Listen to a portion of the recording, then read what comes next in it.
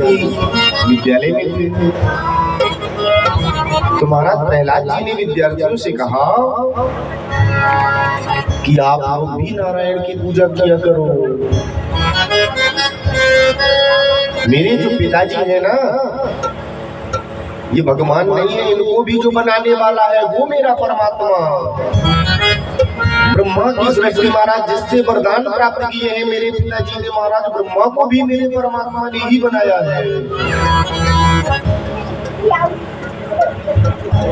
तो बाकी अन्य छात्रों ने, विद्यार्थियों ने कहा कि बात तो सही कहता है,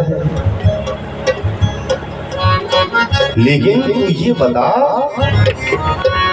हम अगर तेरे साथ में कीर्तन करेंगे तो हमको भी भगवान देखने को मिलेगा, मिलेगा परमात्मा? बोले जरूर मिलेगा, तुम कीर्तन तो करो। तो बोले अगर हम कीर्तन करेंगे तो तुम्हारे पिताजी हमको दंड देंगे, हमको मारेंगे। बोले ये जिम्मेदारी मेरे ऊपर छोड़ दो, तुम्हें कोई कुछ नहीं कहेगा, और जो कुछ कोई कहेगा तो मैं संभाल लूंगा। और महाराज आज प्रहलाद जी ने जब मौका देखा कि गुरुजी भी विद्यालय में नहीं है, तो सभी विद्यार्थियों के साथ बैठ करके भगवान नाम स्मरण करने लगे, भगवान का दिव्य कीर्तन गाने लगे। श्री कृष्ण गोविंद हरे मुरारी, नाथ नारायण वासुदेव।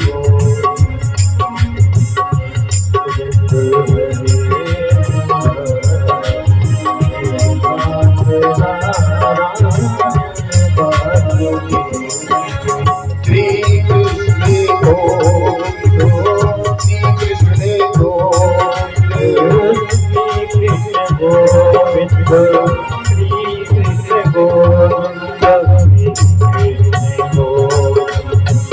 हरे मुरारी, नाथ नारायण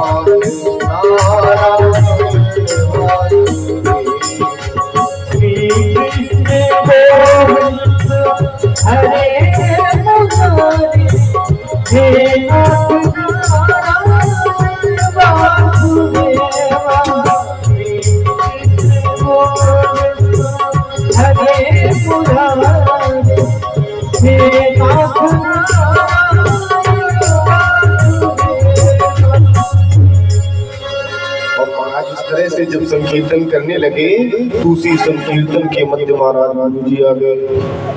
अब तो सब विद्यार्थी थर थर कांपने लगे। गुरुजी ने तुरंत पिताजी को बुलाया, प्रहलाद जी के, बोले महाराज देखिए आप कहते हो ना कि आप पढ़ाते हो, देखो आपका जो पुत्र है ना वो स्वयं पढ़ाने में लगा है, सब विद्यार्थियों को, पूरे विद्यालय का माहौल बिगाड़े दे रहा है। महाराज हिरण्यकश्यप आए,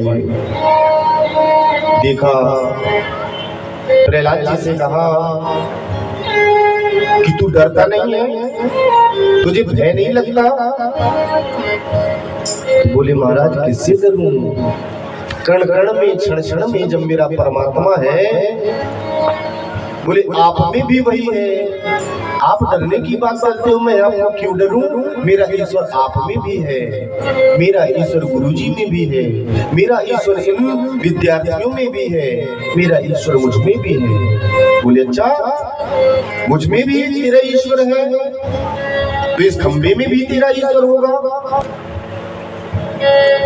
महाराज प्रहलाद जी ने कहा आपको नहीं दिखता, इस खंबे में भी मेरा परमात्मा है। बोले अच्छा, इस खंबे में भी परमात्मा है? बोले हाँ।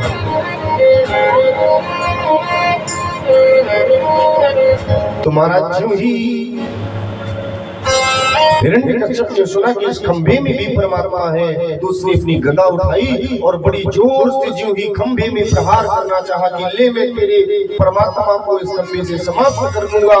तो जो ही अपनी गदा उठाई और खंबे में प्रहार किया तो महाराज नरसिंह अवतार में भगवान नारायण बोले नरसिंह भगवान की जय।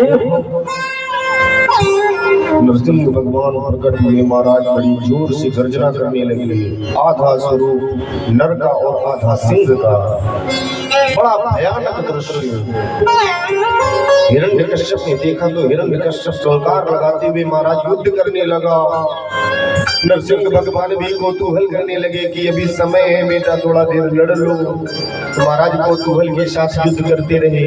और ज्यों ही संध्या का समय आया, संधि काल की बेला आई, तो हिरण्यकश्यप को महाराज नरसिंह भगवान ने अपनी गोद में उठा करके द्वार की देहली पर बैठ गए और अपने बड़े बड़े नाखूनों से उस हिरण्यकश्यप के पेट को फाड़ डाला और उस हिरण्यकश्यप जैसे आताताई की मृत्यु कर दी। बोले नरसिंह भगवान की जय। अब महाराज जो नरसिंह भगवान ने हिरण्यकश्यप का वध किया, क्रोध से नेत्र लाल लाल करते हुए महाराज वो समय किसी देवता की हिम्मत नहीं हो रही थी कि भगवान का क्रोध कैसे शांत हो। बहुत नाराज थे भगवान। तो सभी ब्रह्मादि देवताओं ने सोचा कि अगर भगवान को कोई शांत कर सकता है तो लक्ष्मी जी को बुलाया जाए।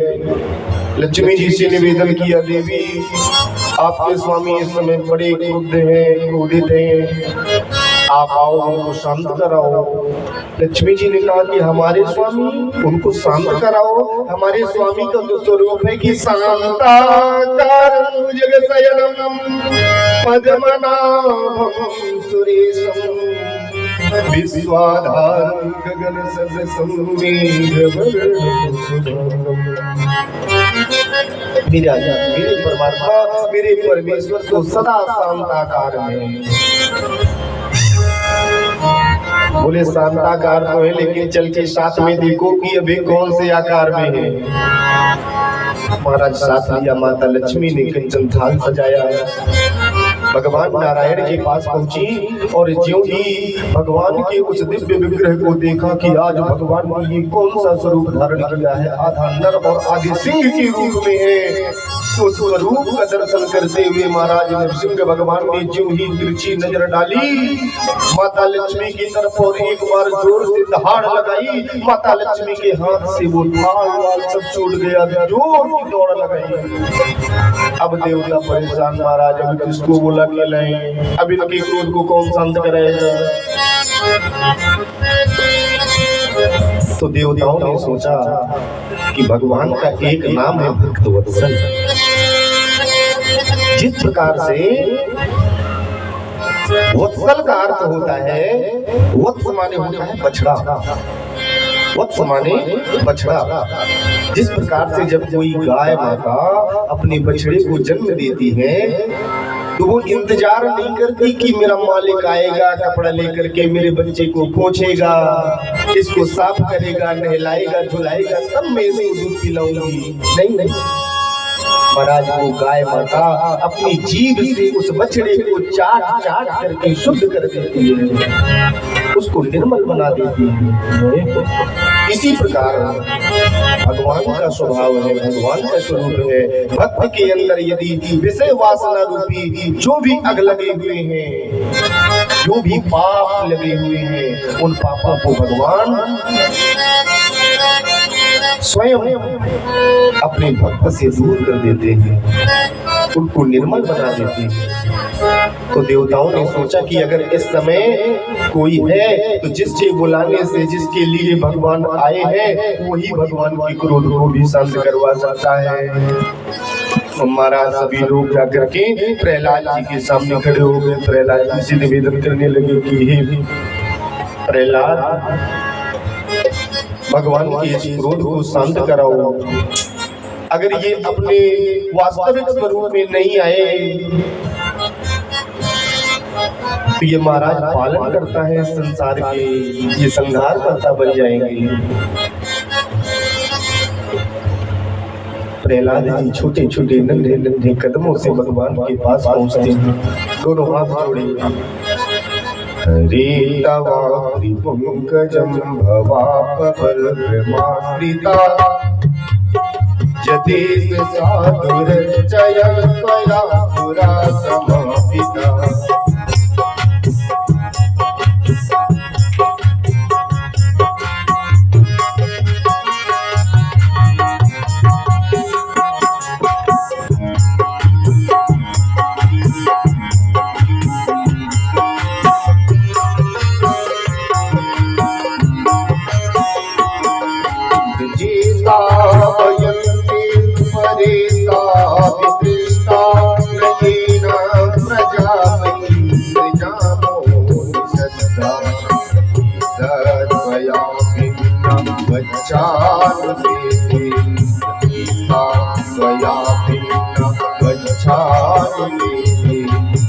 मंगलम सर्वभूतेवतारा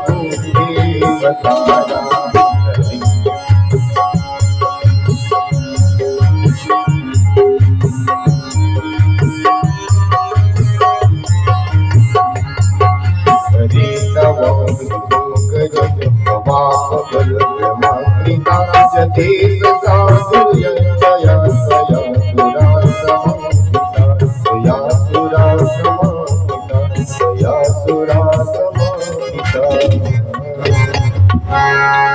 महाराज प्रहलाद जी ने दिव्य निर्मल श्लोकों के द्वारा भगवान की स्तुति की। भगवान ने महाराज प्रहलाद जी को अपनी गोद में उठा लिया।